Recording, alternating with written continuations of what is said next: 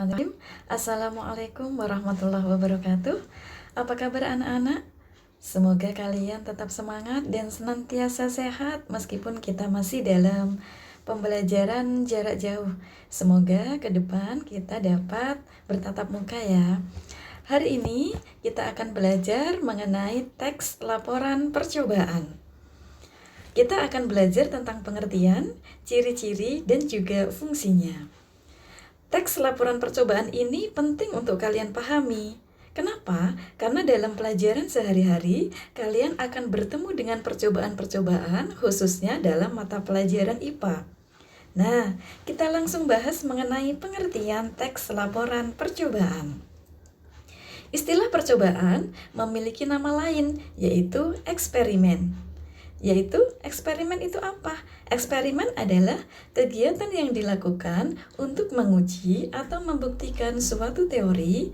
Nah, kemudian apa itu laporan? Laporan adalah segala sesuatu yang disampaikan kepada orang lain yang memberikan tugas kepada kita. Jadi, laporan disusun jika kita diberi tugas oleh orang lain. Kemudian ada teks. Apa itu teks? Teks pasti berbentuk tulisan, bukan lisan.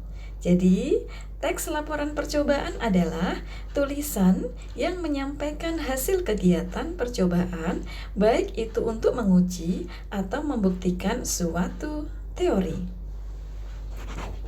Sampai di sini, ada yang ingin kalian tanyakan? Nah, mari kita lanjutkan pada ciri-ciri teks laporan percobaan. Ciri yang pertama adalah fakta.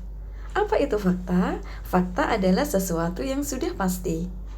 Ketika kalian menyampaikan hasil laporan percobaan, sampaikanlah dengan pasti.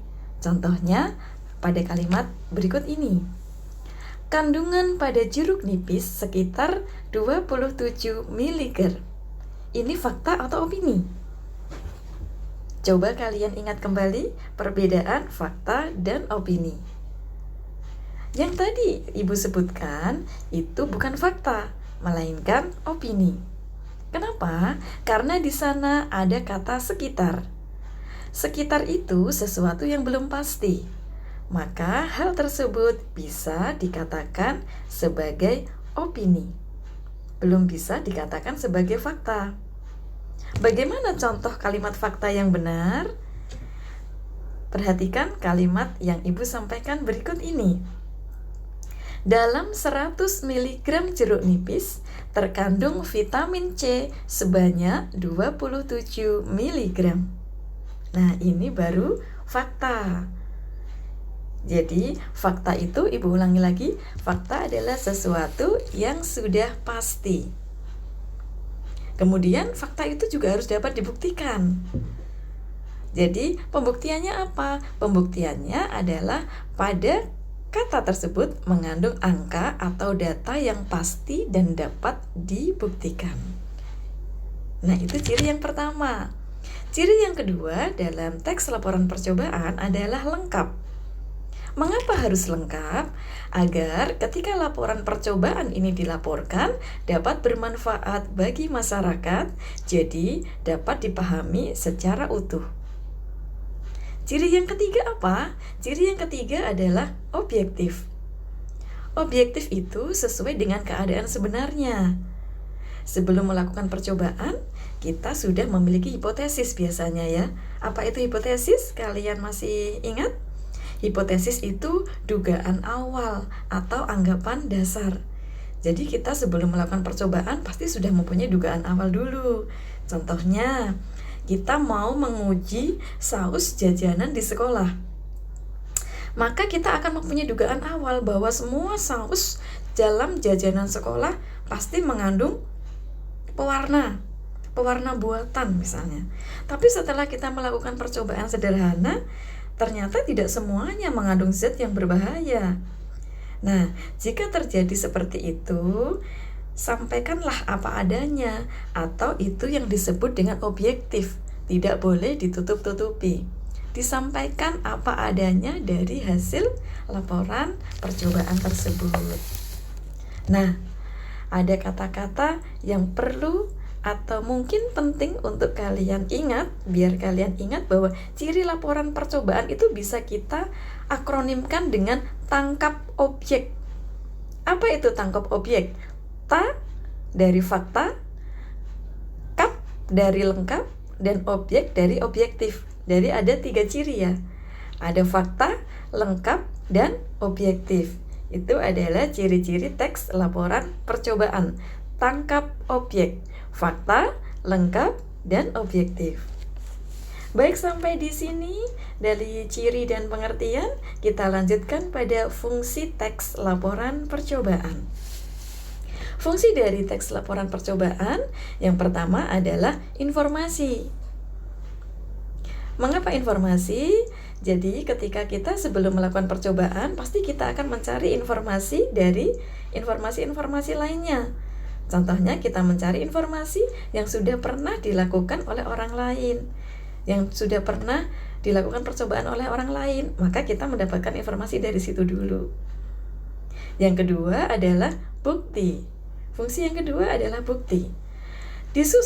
Bukti ini disusun untuk menyampaikan bukti dengan melakukan percobaan, maka akan membuktikan baik yang dilakukan untuk menguji atau sebagai teori.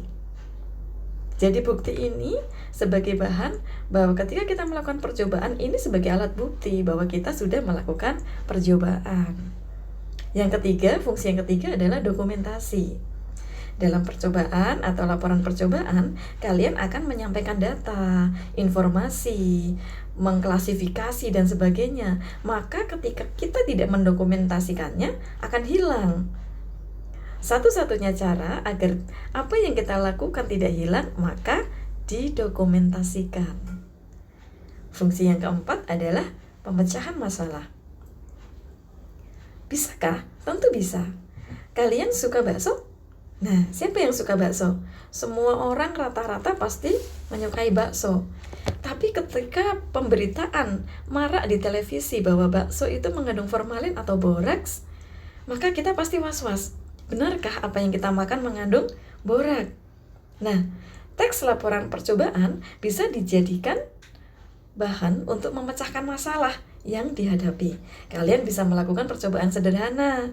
Contoh, menguji kandungan borak atau formalin yang ada di dalam bakso yang sering kalian makan. Nah, dengan percobaan tersebut, maka ketika ditemukan kandungan boraks atau formalin di dalam bakso tersebut, maka kita hindari. Tapi kalau tidak ditemukan, maka kita tidak was-was lagi. Ini adalah gunanya teks laporan percobaan untuk pemecahan masalah. Fungsi yang terakhir adalah pertanggungjawaban.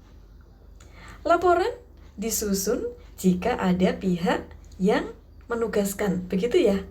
Bahwa ketika kita membuat teks laporan percobaan adalah laporan itu disusun ketika kita diberikan tugas. Nah, dari teks laporan percobaan, ketika sudah diberikan tugas, maka apa yang kita laporkan itu harus dapat dipertanggungjawabkan. Apanya?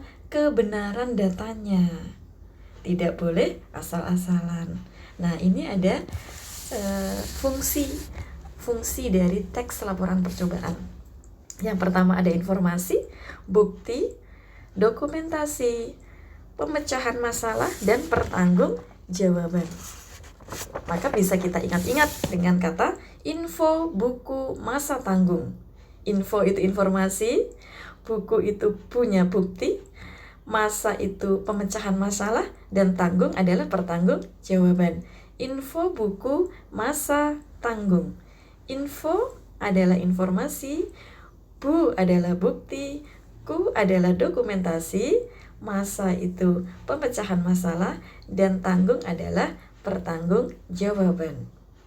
Jadi ada 2 akronim yang sudah kita temukan ya dari teks laporan percobaan. Yang pertama cirinya, ciri laporan percobaan, kita ingat-ingat ada tangkap objek. Tangkap objek itu fakta, lengkap, dan objektif. Sementara kalau fungsi, kita menemukan akronim info, buku, masa tanggung. Info itu informasi, bu itu bukti, Ku itu dokumentasi, masa itu pemecahan masalah, dan tanggung adalah pertanggungjawaban. Sampai di sini keterangan Ibu berkaitan dengan teks laporan percobaan mengenai pengertian dan teks serta fungsi dari teks laporan percobaan. Pengertian, fungsi, dan ciri teks laporan percobaan. Demikian keterangan dari Ibu. Jika ada yang perlu ditanyakan, silakan kalian tanyakan di grup WA atau kalian boleh menanyakan di forum Google Classroom. Hari ini kita belajar teks laporan observasi. Wassalamualaikum warahmatullahi wabarakatuh.